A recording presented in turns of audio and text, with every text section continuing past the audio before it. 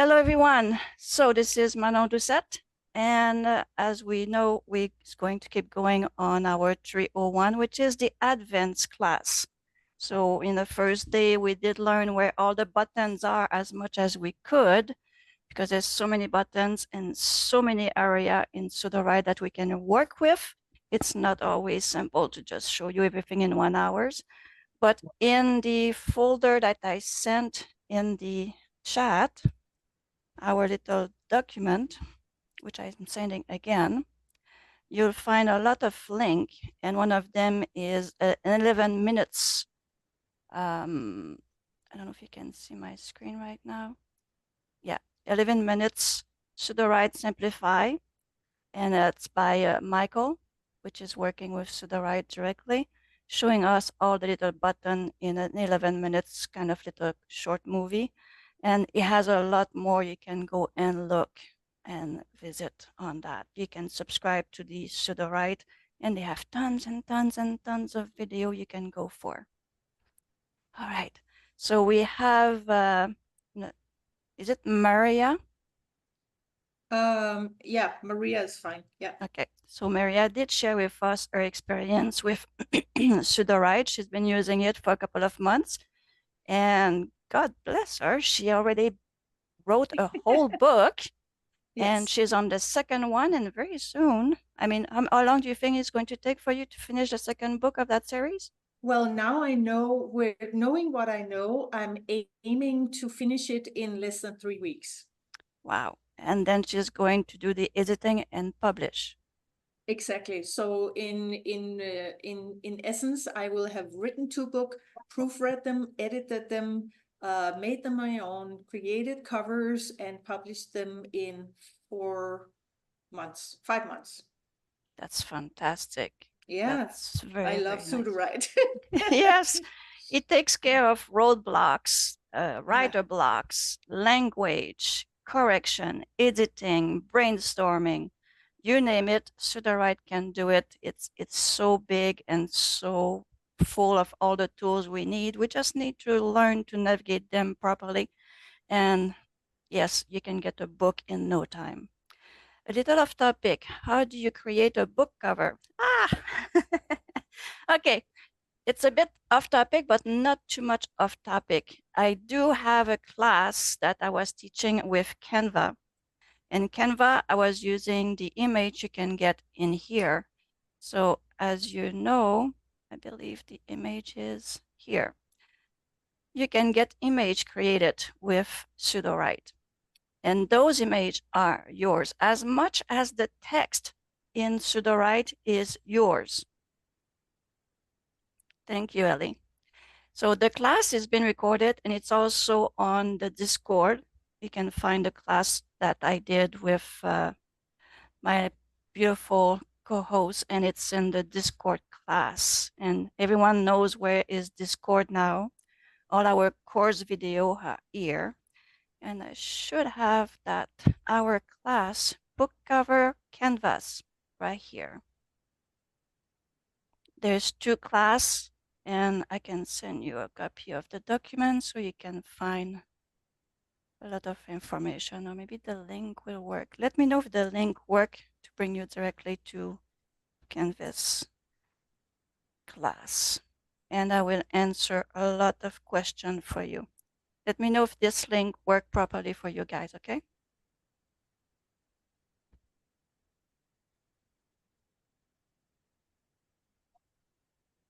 So what I'm saying here is because we have our own image that we create with Visualize, and those images are yours, and you can tell that it's pretty detailed for what I ask of the little story we did start.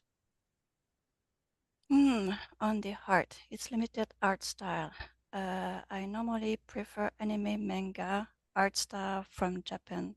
All you have to do is anything. Just for example, here, can you give me in the chat an example of what you like, a sentence of what you like for pictures, Laurel? Telling me about you like the anime version or manga style from Japan, and not too long of an explanation, and we're going to show you how to use Sudowrite to do that. Perfect. Thank you, Mona.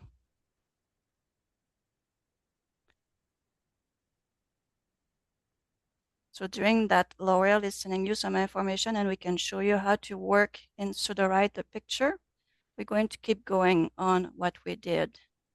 So we did show you a bit on how to use the prompt, which is the chat. We did have an historical of a few stories that we wanted to do together. We did ask for 5 stories and we got one, and sorry, and we did work on the magical realism, and we did have a bit of fun because we had a author and the name of a book, and with everything we had to go through, we did change the name.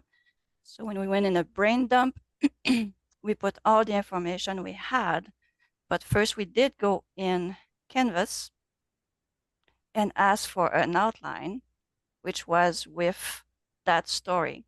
And then we realized that we have a few names that was basically belonging to the other book, and we didn't want that. We didn't want the author name in that in our story either. But with the Hollywood beat, we did have an outline. We did change a box, which somehow with my iMac, it doesn't work when I hover over another box to switch around. So I had to just copy and paste in it. So once we did have that, we did copy to the clipboard, we went back in, and then we went in the story Bible. And in our brain dump, we did put down our prompt that we want AV dialogue, show, don't tell. Write a story for adult content in 1 chapter. That we didn't get, but we got a very short story. So just remove this here. That can be taught in a different classes how to make short story. But we did got a short story for young adult, and we asked for the beats to be done in snowflakes. Okay, so we had everything we wanted or we knew about our story. We have our main character and all our parts of our story. And then we asked also what kind of genre it was. And when we did that, we just highlighted and asked ChatGPT, which was basically here. When we go inside here, we had to ask what kind of, we did just go in the quick edit and ask what kind of genre we had. And I think this is what was the result of the whole thing here to tell us what kind of genre we had and a bit more information about it. And this is here a bit more. So we did a lot of research yesterday to get our story to make sense to us, but you can see the intertwined fantasy story genre realism. So it gave us the genre of it. So that's another one we work. We did a lot of things yesterday that we work with. So, and then we have Library of Lost Echo of Time. This is a different one. We did a lot of testing yesterday. All right, but this is the one that we end up with that we were going to work. So in our brain dump, we put everything. We put our outline. We have 15 parts. We have our genre. I'm going to go to the chat and see what L'Oreal's telling us here. Well, I'm looking for a reference. Use search generation, a young anime man with golden black eyes. Okay, so if I take, and I'm going to do what I was telling you I was going to do a bit earlier to show how to bring your own prompt into Sudowrite. So you create a new document, bring your little thing here. So what we want a young anime man, golden eyes and black hair, and then add whatever other points I'm looking for. So we're going to probably remove that because it doesn't need that.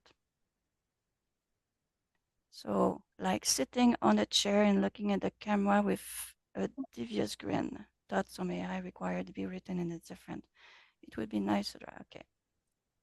So let's see what it can give us. I use search. No, remove that out also. And let's see what it's going to give us with this here. So we're going to just ask visualize with this. It might get a bit mixed up in the image because we have a lot of information in our story Bible. So it may mix the image with what he knows from the story Bible.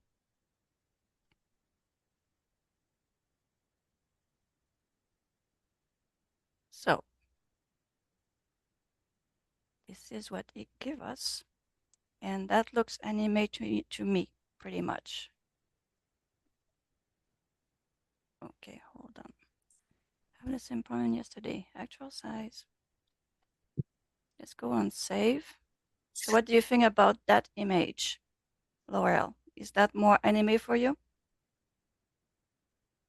Yay, okay. So this is what you can do. So you don't have to have just your story. You can bring your own story in. And as long as you have a new document and you have access to all the tools, you can get your own image. There we go. I got it twice. Cool.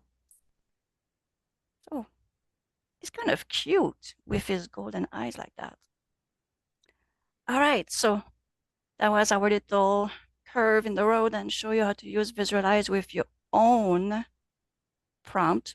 And like I said, just remove all those little things beside, and you just really want to have the picture. So you put as the detail of what you want in a picture. If you want anime, you put it down in anime. If you want realist, you put realist in it, and it's going to give you what you're looking for. You may have to go a few times and see what to change, but I think we got a pretty good one here. Okay, let's go back to our story now. So we did ask our genre. We haven't got the star yet because we haven't produced the first information as yet. But remember, we did our synopsis. And when we did our synopsis, we did have the name of everyone in the book of that author. And we said, that's not good because we don't want that in our copyright. If I decide to publish that book, I don't want to have everything the same than he does, because the story which I'm going to make is not going to be the same. It might be similar, but not the same to him. So what we did yesterday, we did ask for first name and last name with Canadian background kind of name. And he took all the name out of the book that was written by that author, and he changed the name for Canadian name. And we did ask for a bit more details on all our character, and that's what we got. Now, after that, now we have new character names, we have the information, we got a brand new synopsis, that because after we got our name changed, we did ask the synopsis to be rewritten with the new list of characters. So it says, please rewrite the synopsis with the following list of characters. And that's how he did. He did change all the name to our new character that we have here. And then after that, once we were happy with the result, we said, okay, let's do it. We did generate our first outline. And then in the outline, we took it and we went and put it here in our document. And we did ask for more details for chapter 1. And we could do the same thing for chapter 2. So we would go in the outline, we'd go into the chapter 2, and we say, please give me more description. And description, as you know, it's sight, smell, taste, sound, touch, and this. So let's see what William is doing in the chapter 2. William's obsession with knowledge and exploration leads him to seek out ancient texts and artifacts from the town past. His desire to uncover the town's secret compels him to dig deeper in Maple Ridge history. Meanwhile, his children, Joel and Oscar, become curious about their family past and what caused their father madness. Okay, so smell. Don't know if I want the smell. Taste, definitely not. Sound, maybe. Touch, metaphor. So let's keep with the sign and the sound of our description that we want here. So again, you can go this way in describe, or you can click over here. Doesn't matter the difference. Is going to give you your describe. And you remember that most of them I asked for 502 cards. So let's see what we have. We're going to move this over because I cannot read in this corner. So William Library is filled with dusty books, scrolls, artifacts from long forgotten past. He spent hours poring over the text and maps. his eyes lightening up with excitement as they uncover new information. So we have a lot more details than just what we were having in that small paragraph here. Now they all go talking about the sound too. So let's see what the sound looks like or sounds like. So the rustle of pages, the cling of ancient relic, and scratching sound of William pen. So we have a very interesting expansion here. So what did we do yesterday? We kind of cut off everything because we have everything there. And then we're going to bring this over. And we're going to keep that information here and see what Sudowrite is going to do. I'm going to try something here, and I want to know if you can tell me if you can hear this. Just hold on a second. Oh, shoot. Chapter 2. The Desire Williams library is filled with dusty books, scrolls, and artifacts from a long-forgotten past. He spends hours poring over texts and maps, his eyes lighting up with excitement as he uncovers new information. His sons watch him with a mixture of fascination and apprehension, wondering what secrets lie within their family's legacy. Williams' office is cluttered with books, maps, and ancient artifacts.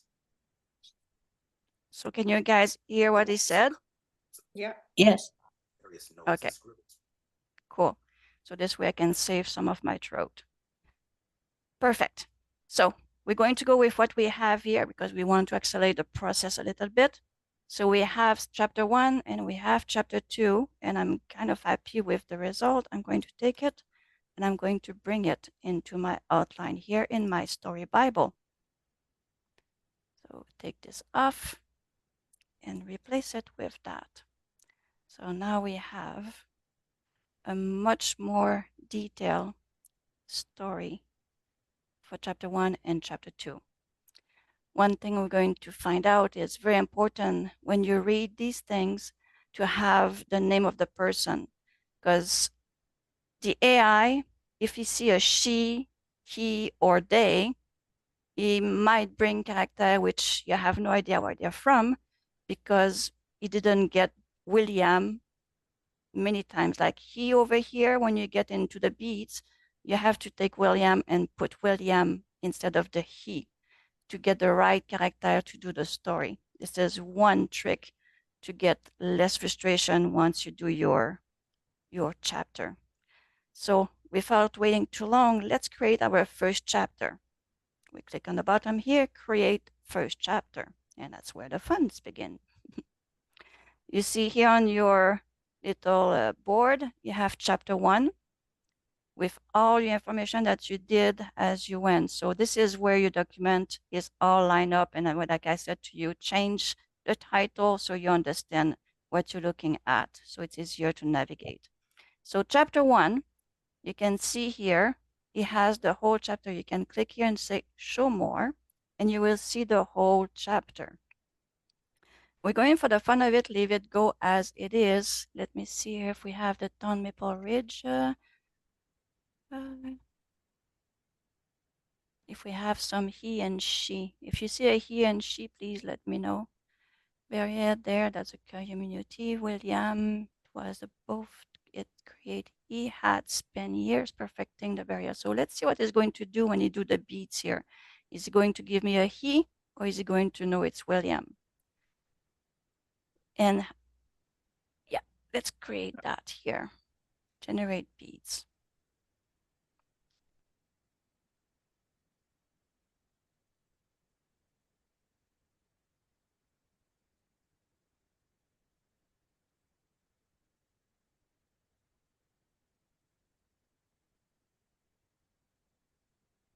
We have very little short amount of beats. So what I'm going to do here, I'm going to copy, I'm going to create a new document, and I'm going to bring my set of beats here. And that's where we can come and expand our beats, fix our beats, make sure that it's what we want. And here give us a title for chapter 1 along with the beats. So I'm going to put beats 1. So for me, I understand, and you can see I have my beats 1. So let's read those beats and see what that do for us.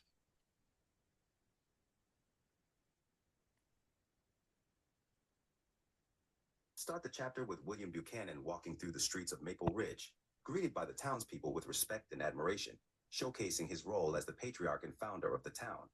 2. Introduce Joel and Oscar, William's sons, as they watch their father from a distance, their expressions revealing their mixed feelings of fascination and resentment towards him. 3. Show William's into the barrier, emphasizing the sacrifices he has made for the town and the toll it has taken on his sanity. 4. Transition to William reaching his grand estate, where he's overcome with a twinge of regret and a sense of the cost of his actions. 5. Use descriptive language to highlight the isolation of Maple Ridge, emphasizing the shimmering, invisible barrier that separates it from the rest of the world. 6. Show Joel and Oscar's resentment towards their father's obsession and the burden it places on them, using their expressions and body language to convey their inner turmoil. 7. Explore William's thoughts as he looks out at the barrier, acknowledging that there is no going back and that he is willing to do anything to protect Maple Ridge.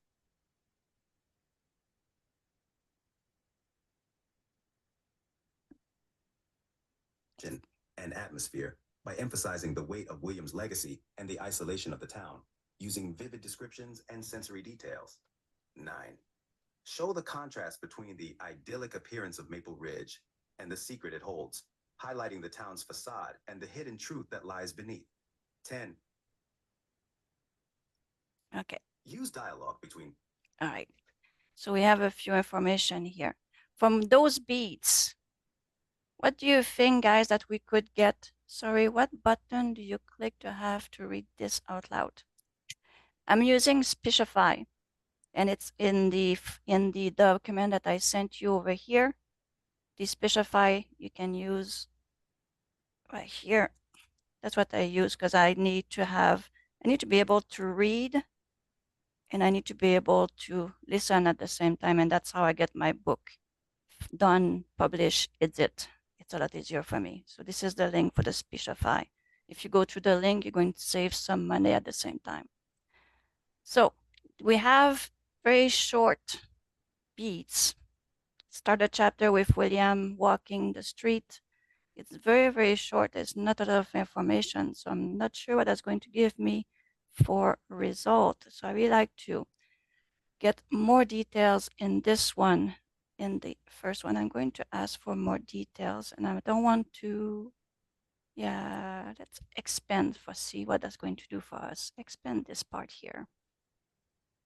So William Buchanan, let's put that underneath and see what that look like. So William Buchanan, a topic, imposing figure, thick gray beard, commanding presence, walk through the street. So we have a lot more information there for our beat number 1. So let's take this information here, and you can go in the bottom here and you can click copy, and you can bring it into your outline or the chapter 1.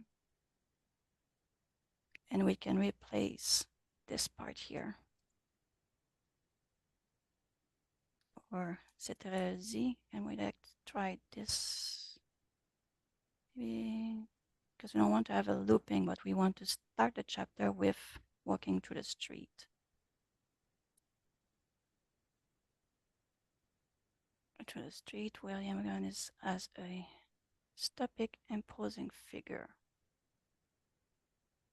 That's going to definitely be inside our beats. Then we have number 2 over here. That's also very, very short. Now, you see the difference here? You have an estimate of how many words going to be written if I go with this model of AI. Balance is my favorite one, and it's cost efficient. I have very good result in everything I wrote with Balance, unless I want to go in something really hot or very rough. I will use Unfiltered. Most Accurate used to be one of my favorite too. It's slow and it's going to take pretty much everything in your beats and write it back down here inside your chapter. We have the best prose, which is fastest. A lot of people like the best prose for dialogue. It's fast dialogue, but still good dialogue. Then you can get dizzy and get even faster with this one. And then there's all the experimental that you can try in the bottom. But today we're going to work with balance. So what I'm going to do, I'm going to give more information on number 2, and I want you to look at the word count that's going to happen in the bottom here. So I'm going to go in my beat number 2, and I'm going to expand this one too.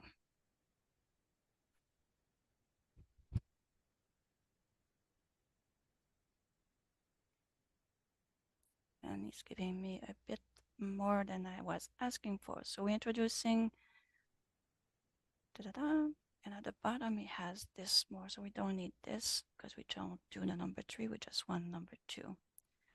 So I'm not reading everything, but I'm going to take it and bring it into chapter 1 inside my beats. This is the fastest way to fix or expand things. There we go. So we're going to remove this part here. Now, we went from 3,400, I believe, to 4,600 words by adding thicker or more meat to your beats. These beats here, if you have your own story, your own whatever you're writing about, you can bring your beats in here, everything about your chapter 1, section by section. One, as long as you have number 1 on top, you go check your beats, you're going to see it. Now, one thing which is important, look at what I have now. I have 23 beats, but we don't have 23 beats. Why is doing that? Because we have a return of carriage. So when you see that, go back and fix those return of carriage because you just want beat number 1. So the building, where's the building? There's a return of carriage somewhere, the building here. Put that there, put that there, and put that there. Now we should have all the way to grateful in beat 1. Beat 1, all the way to grateful. Now we're going to correct our beat number 2, which is also having a lot of return of carriage. And at any point, if you want these to become beats instead of just 2 beats, you can just fix them the way you want and says, you know, I really like to have a whole prose out of those beats. So you can say, okay, I like the introduction, but after that, I really like this to be written by itself. And from the 12 beats that you have here, you have 14 beats because you says, okay, I like number 2 to be cut in 2 and I have more information written. You see what I'm saying? So that gives you 2 more beats by changing and adding and changing the carriage return. So let's go back to our 2 beats. And that would be this one, meanwhile. There we go. And we should have intro to sun. There we go. Now we have 2 well full of meat, a lot of information for the AI to write. And it's telling us it reduced quite a bit. As you can see, we were for 4,000. Now we have 2,400 words.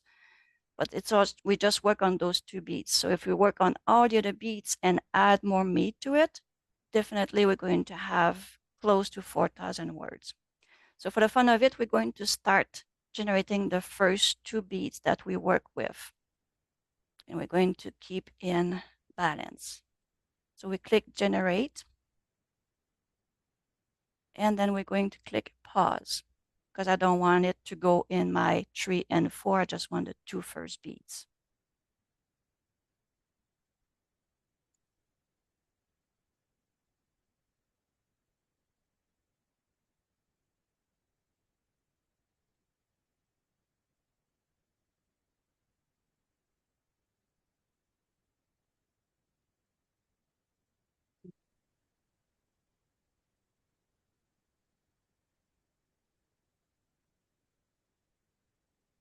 All right, so he finished the first 2 beats. Let's listen to what he got for us. What I'm going to do, I'm going to accelerate the voice so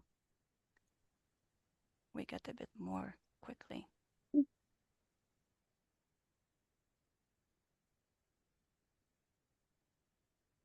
It's thinking.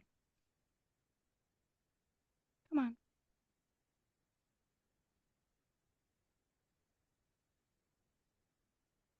Okay, so William Bushman boots echoed on the cobblestone. I would have to restart my Speechify. So we have put echo on the cobblestone as he meant. Hello, Miss Lynn.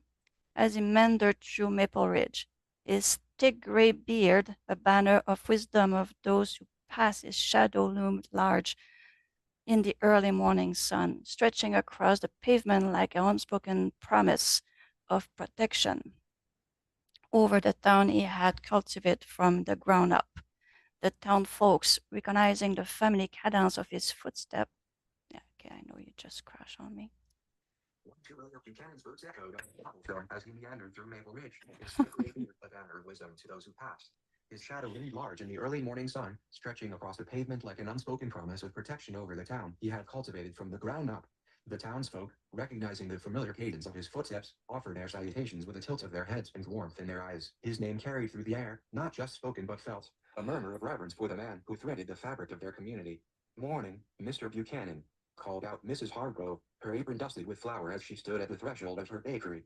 "Good day to you," William replied, his voice deep and soothing, like the timbre of Maple Ridge itself. Each shopfront he passed was a chapter of his legacy, reflecting back the rugged determination that shaped their existence. The buildings, once quaint and unassuming, now reached upward, mirroring William's own ascension from obscurity to prominence.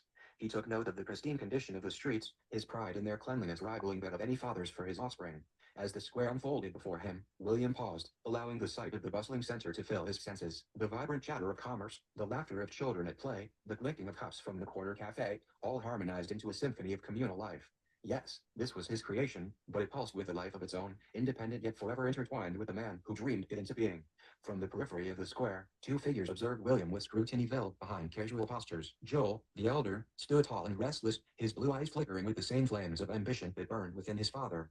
He yearned to stretch his wings beyond the confines of Maple Ridge, to write his own story in lands uncharted by the Buchanan legacy. Beside him, Oscar's stature was more compact, his presence solid and immovable. Much like the resentment hardening in his chest, he watched his father with a mix of envy and disdain, seeing not a man to emulate but a shadow under which his own light struggled to emerge. "Look at him," Joel murmured, admiration lacing his tone. "He's built more than just a town. He's built a monument to perseverance." "Monuments don't keep you warm at night," Oscar countered, his arm folded as if to shield himself from the very idea of his father's affection. The brothers' smiles were practiced masks as William approached, his stride never faltering even as he caught their eyes. He extended a hand, calloused from years of labor, and clasped each of theirs in turn. "Joel, Oscar," William greeted, his voice carrying both authority and a hint of something softer, perhaps wistful. "Father," they responded in unison, their words polite but strained beneath the surface. For a fleeting moment, as the patriarch of Maple Ridge stood between his 2 sons, the air seemed to pulse with the silent language of bloodlines and unspoken truths. Despite their shared heritage, Joel and Oscar were as different as the paths that lay ahead, each marked by the indelible imprint of a man whose dreams were as towering as the invisible barriers he had erected around them all. There we go. All right. So we have a pretty good start of a story. What do you think?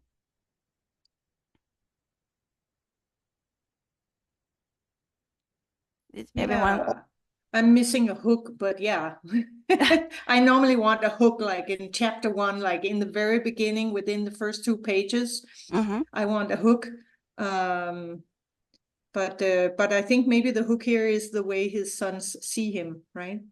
Because we only have the first 2 beats. Yeah, yes. So, and it's basically the entrance of the chapter. So when we look at the beat number 3, what do we have? Show William internal conflict as he reflects. So your hook will be in this area right here. Yeah.